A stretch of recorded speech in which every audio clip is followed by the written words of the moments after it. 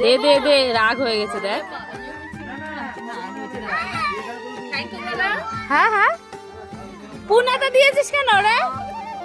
পুনাটা দেয়, ভালোটা দে। বলছে পোড়া লুচি, লুচিটা একটু পুড়ে গেছিল তাই বলছে।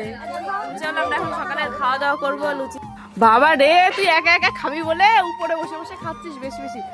এতগুলো লুচি একা একা খাবি তুই? আরো 4টে খাওয়া গেছে, হচ্ছে লুচি খাওয়া এক্সপার্ট, ঠিক আছে? আর আমরা অল্প খাবো বলে আমরা নিচে বসেছি, তাই না মাম্মা? ওরা একটা পাতলা দেখে লুচি দে। রাগ হয়েছে আমার শোনো, আমার মোটা মোটা লুচি দিয়েছে। দেখো তুমি পাতলা লুচি খাও তাই। আর বুনু দেখ একটা লুচি খেয়েছে, এই যে। এটা কে খেয়েছে?